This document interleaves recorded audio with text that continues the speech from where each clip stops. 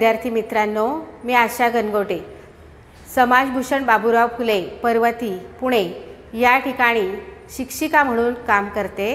आज आपण विज्ञान भाग 1 यामधील रासायनिक अभिक्रिया व समीकरणे हे प्रकरण मागच्या वेळेला आपण पाहिलंच होतं। यापुढे असलेला भाग म्हणजे रासायनिक अभिक्रियांचे प्रकार।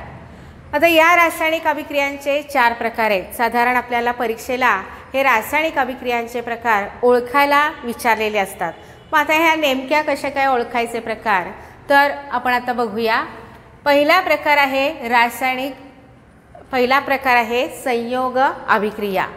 आता या अभिक्रियेची कधीतरी आपल्याला व्याख्या सुद्धा विचारलेली असते। जेव्हा एखाद्या अभिक्रियेमध्ये 2 किंवा अधिक अभिक्रियाकारक रासायनिक अभिक्रियेमध्ये भाग घेऊन नवीन पदार्थ तयार होतो तर त्याला संयोग अभिक्रिया असे म्हणतात।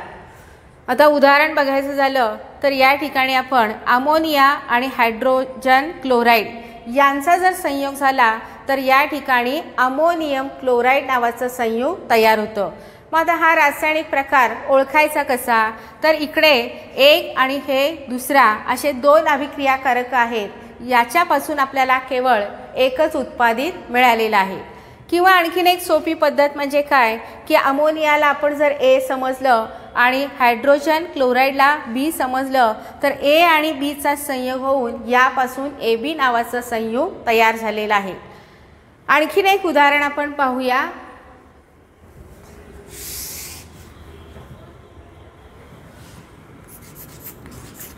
मॅग्नेशियमची तार जर आपण हवेमध्ये जाळली तर त्यापासून आपल्याला मॅग्नेशियम ऑक्साईड नावाचं संयुग तयार होतं।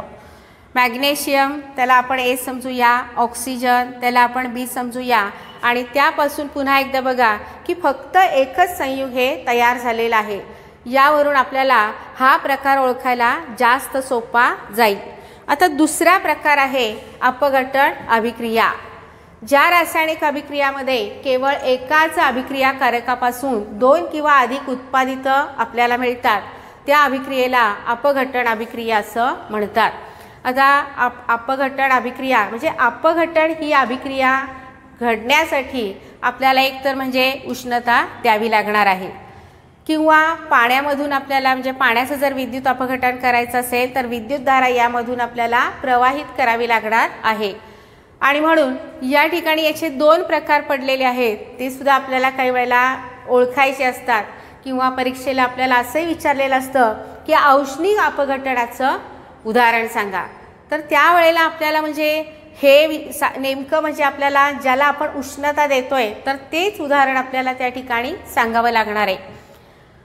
तर कॅल्शियम कार्बोनेटला जर आपण कॅल्शियम कार्बोनेट हवेत ठेवलं तर त्याच्यापासून आपल्याला कोणताही पदार्थ मिळणार नाही आहे। पण जर आपण या कॅल्शियम कार्बोनेटला उष्णता दिली, ही आता आहे त्रिकोण म्हणजे उष्णतेचा सिम्बॉल आहे तो, तर याला जर आपण उष्णता दिली तर त्यापासून आपल्याला कॅल्शियम ऑक्साईड आणि कार्बन डायऑक्साईड वायू बाहेर पडल्याचं दिसून येतं। केवळ आपण या रासायनिक अभिक्रियेला उष्णता दिली आहे आणि म्हणूनच ही रासायनिक अभिक्रिया घडून येते आणि म्हणून त्याला औष्णिक अपघटन असं म्हणतात। आता दुसरी एक रासायनिक अभिक्रिया आहे विद्युत अपघटन।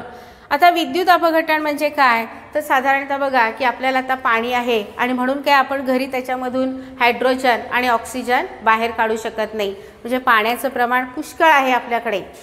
पण ज्या वेळेला म्हणजे आता नुसतं शुद्ध पाणी असेल तर ते विद्युत वाहक नसतं आणि म्हणून या ठिकाणी जेव्हा आपल्याला याचं अपघटन करायचं आहे तर त्यावेळेला त्याच्यामध्ये आपल्याला आम्लाचे 2-3 थेंब टाकावे लागतात।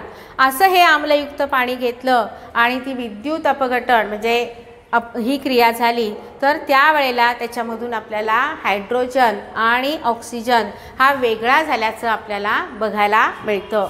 म्हणजे जर आपण ही रासायनिक अभिक्रिया बघितली, AB नावाचं संयुग आहे आणि त्यापासून आपल्याला A आणि B हे असे 2 पदार्थ त्याच्यापासून आपल्याला मिळतात आणि म्हणून ही जी अपघटनाची क्रिया आहे तर ती या संयोग अभिक्रियेच्या एकदम विरुद्ध अशी क्रिया आहे। इथे जर आपण बघितलं A अधिक B बरोबर AB असे एक संयुग मिळालं होतं आणि अपघटनामध्ये मात्र आपल्याला AB या संयुगाचं अपघटन होऊन A आणि B असे पदार्थ आपल्याला इथे मिळालेले आहेत।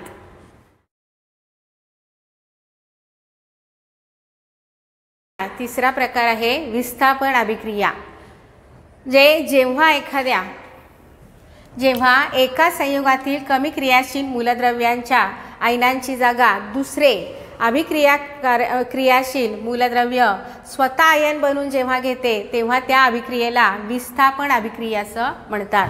म्हणजे या अभिक्रियेमध्ये कमी क्रियाशील मूलद्रव्याची जागा हे दुसरं जास्त क्रियाशील अभिक्रियाकारक या ठिकाणी घेते। म्हणजे उदाहरणार्थ Fe म्हणजे लोखंडाचा जर खिळा हा प्रयोग आपण प्रयोगशाळेमध्ये पण बघतो की लोखंडाचा खिळा आपण कॉपर सल्फेटच्या द्रावणामध्ये जर बुडवून ठेवला तर त्यापासून आपल्याला इथे फेरस सल्फेट तयार होतं आणि तांब जे आहे तर त्या तांब्याचं विस्थापन होतं। त्याच वेळेला उष्णता जी आहे तर ती बाहेर पडते। आता या ठिकाणी बघा की इथे Fe जर आपण A समजलं आणि या इथलं हे जे संयुग आहे तर ते संयुग म्हणजे आपलं BC आहे। आता BC का म्हटलेलं आहे तर इथं हा धन प्रभारित आयन आहे, त्यानंतर यातला जो आहे कॉपर तर तो धन प्रभारित आयन आणि हा सल्फेट ग्रुप जो आहे तर तो ऋण प्रभारित आयन आहे। जेव्हा ही रासायनिक अभिक्रिया होते त्यावेळेला या धनाचा संयोग या ठिकाणी असलेला या सल्फेट बरोबर म्हणजे ऋणाबरोबर होतो आणि त्यापासून FeSO4 हे संयुग तयार होते आणि तांब काय झालेलं आहे विस्थापित झालंय। म्हणजे जेव्हा एखाद्या वेळेला तुम्ही रासायनिक समीकरण हे लिहिताय, समीकरण हे तुम्हाला ओळखायला जर विचारलेलं असेल तर समीकरण हे बरोबर दिलेलं असतं, पण आपण तरी सुद्धा हे समीकरण संतुलित करत असताना किंवा ओळखत असताना ही जर आपण या ठिकाणी युक्ती वापरली तर कदाचित तुम्हाला हे जास्त सोपं जाईल। आता पुढचा रासायनिक अभिक्रियेचा प्रकार आहे दुहेरी विस्थापन। याच्यामध्ये फक्त आयनांची अदलाबदल होते आणि नवीन संयुग काय होत आहेत तयार होत आहेत, पूर्णपणे नवीन संयुग ही या ठिकाणी तयार झालेली आहे। उदाहरण जर झालं तर AgNO3 म्हणजे सिल्वर नायट्रेट याचा जर संयोग सोडियम क्लोराईड बरोबर जर झाला तर त्यापासून आपल्याला सिल्वर क्लोराईडचा अवक्षेप मिळतो आणि सोडियम नायट्रेट हे तयार होतं। आता अवक्षेप म्हणजे काय, जर आपण काय केलेलं असेल दही केलेलं असेल आणि त्याचं पाणी घालून जर आपल्याला ताक करायचं आहे किंवा थोड्या वेळ आपण थांबलो आणि आपल्याला असं दिसून येतं की पाण्याचा थर वर आहे आणि खाली एक दह्याचा घट्ट साका तयार झालेला आहे, तर जो असा साका तयार होतो त्याला अवक्षेप असं म्हणतात। तर AgNO3 A आणि B या ठिकाणी NaCl C आणि D, तर याचा हा जो Ag आहे तर तो धन प्रभारित आणि याच्यातला NO3 आहे ऋण प्रभारित, हा पुन्हा इथं धन प्रभारित आणि हा आहे ऋण प्रभारित। म्हणजे जर या Agचा जर संयोग झाला तर डायरेक्ट कोणाशी होणार आहे या Clशी होणार, म्हणजे AgCl हे या ठिकाणी संयोग होऊन नवीन संयुग हे तयार झालेलं आहे आणि NaNO3 म्हणजे याचा Na संयोग होणार, हे ऋण आहे हे धन आहे आणि म्हणून इथे NaNO3 हे तयार झालेलं आहे। अशा पद्धतीनं ही दुहेरी म्हणजे अभिक्रिया किंवा दुहेरी विस्थापन अभिक्रिया घडून येते। तुम्हाला फक्त रासायनिक अभिक्रियांचे प्रकार ओळखा किंवा व्याख्या द्या असा भाग विचारलेला असतो, त्यावेळेला आपल्याला ही रासायनिक अभिक्रिया फक्त ओळखता आली पाहिजे। पुढची अभिक्रिया आहे आपली उष्माग्राही अभिक्रिया। आता या ठिकाणी या शब्दामध्येच तुम्हाला त्याचा अर्थ समजला पाहिजे की उष्माग्राही म्हणजे उष्णता काय केली आहे त्यांनी ग्रहण केलेली आहे किंवा शोषली गेलेली आहे। या ठिकाणी हा शब्द खूप असा आपला महत्त्वाचा आहे की ज्या अभिक्रियेमध्ये उष्णता शोषली जाते त्या अभिक्रियेला आपल्याला उष्माग्राही अभिक्रिया असं म्हणतात। उदाहरणार्थ या ठिकाणी पोटॅशियम नायट्रेट आहे, ते जर आपण पाण्यामध्ये टाकलं तर त्या ठिकाणी तिथे उष्णता ग्रहण केली जाते किंवा शोषली जाते आणि मग आपल्याला पोटॅशियम नायट्रेटचं पाण्यामध्ये असलेलं द्रावण बघायला मिळतं। आता तुम्ही म्हणाल की या ठिकाणी आधी आपण उष्णता घेतली म्हणजे लिहिलेली आहे, मग आपण त्याला द्यायची की काय? तर जेव्हा आपल्याला हे पोटॅशियम नायट्रेट पाण्यामध्ये टाकायचं आहे त्यावेळेला पाण्याचं तापमान कमी होतं आणि पाणी हे जास्त थंड झालेलं असतं. तर म्हणून जेव्हा हे समीकरण तुम्हाला कदाचित ओळखायला येईल त्यावेळेला त्या समीकरणामध्ये त्या बाणाच्या अगोदर जर तुम्हाला उष्णता लिहिलेली असेल तर ती रासायनिक अभिक्रिया उष्माग्राही अभिक्रिया आहे हे आपल्याला ओळखता आलं पाहिजे. त्याच्या विरुद्ध रासायनिक अभिक्रिया म्हणजे उष्मादायी रासायनिक अभिक्रिया. आता दायी म्हणजे काय असणार आहे? देणं किंवा बाहेर टाकणं. की ज्या रासायनिक अभिक्रियेमध्ये उष्णता बाहेर टाकली जाते तर त्या रासायनिक अभिक्रियेला उष्णता किंवा उष्मादायी रासायनिक अभिक्रिया असं म्हणतात. उदाहरणार्थ आपल्या प्रयोगशाळेमध्ये इथे सोडियम हायड्रॉक्साईड असतं, तर ते सोडियम हायड्रॉक्साईड आपण पाण्यामध्ये जर टाकलं तर त्या पाण्याचं एक असं द्रावण तयार होतं. पण जर आपण तापमापी जर त्याच्यामध्ये बुडवून बघितली तर त्या पाण्याचं तापमान हे वाढलेलं असतं.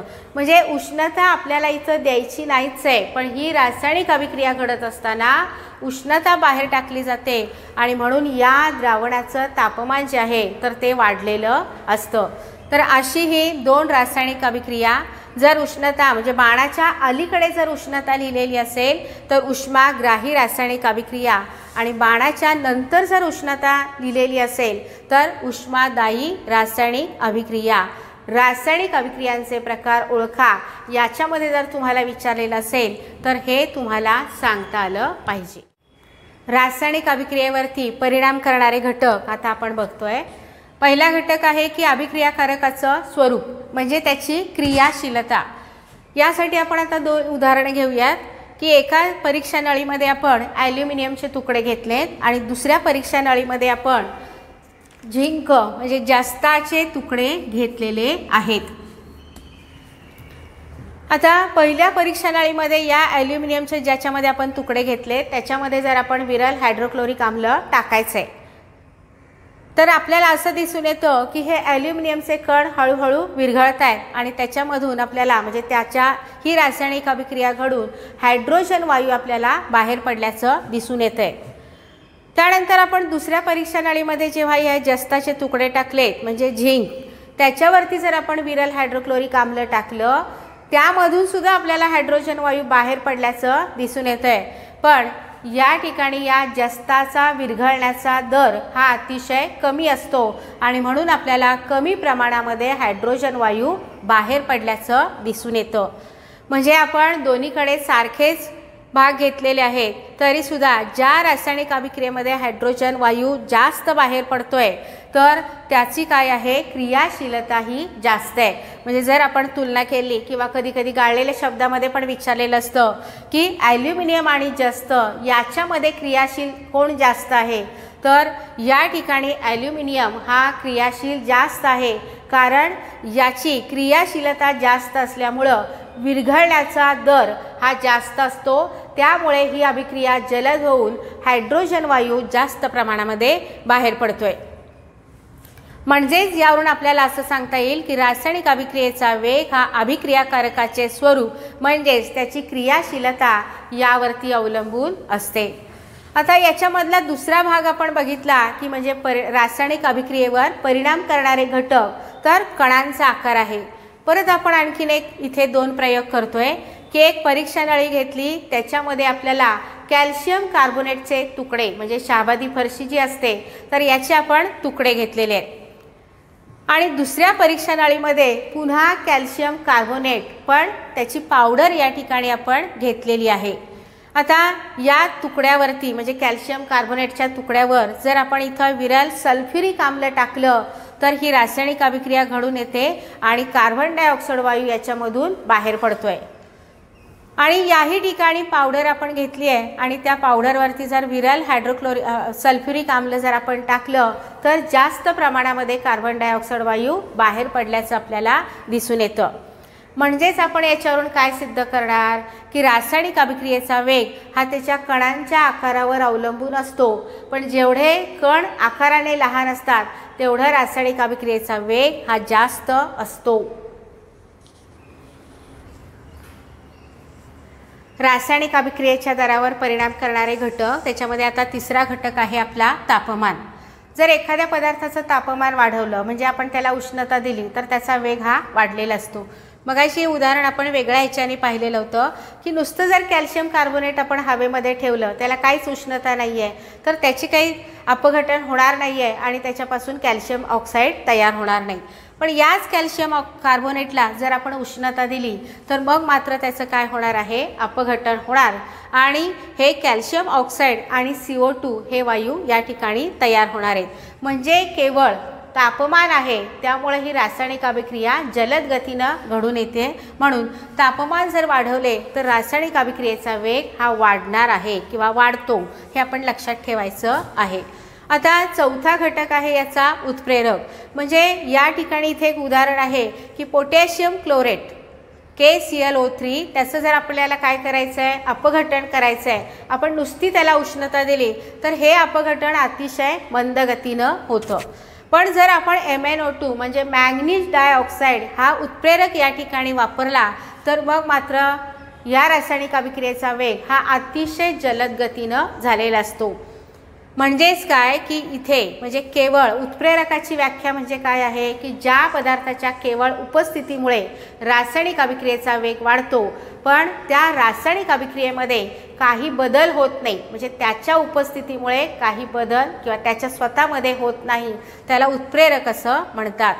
इथे बघा की KClO3 त्याला जर आपण उष्णता दिली आहे आणि त्याचबरोबर हा MnO2 म्हणजे मॅंगनीज डायऑक्साईड हा उत्प्रेरक वापरला आहे तर त्याचं अपघटन होतं आणि इथं पोटॅशियम क्लोरेट आणि ऑक्सिजन हा बाहेर पडलेला असतो. तर केवळ उपस्थितीमुळे रासायनिक अभिक्रियेचा वेग वाढणं त्याला उत्प्रेरक असं म्हणतात. तर असे आपण आता 4 घटक बघितलेले आहेत. पहिला घटक होता आपला अभिक्रियाकारकाचं स्वरूप, दुसरा होता कणांचा आकार, तिसरा आहे तापमान आणि चौथा आहे उत्प्रेरक. असे हे 4 घटक रासायनिक अभिक्रियेचा दर वाढवण्यासाठी मदत करतात, हे लक्षात ठेवायचं आहे. आता हे प्रकरण आपलं संपलेलं आहे आणि यानंतर आपण पुढील भागामध्ये नवीन प्रकरणांचा अभ्यास करू.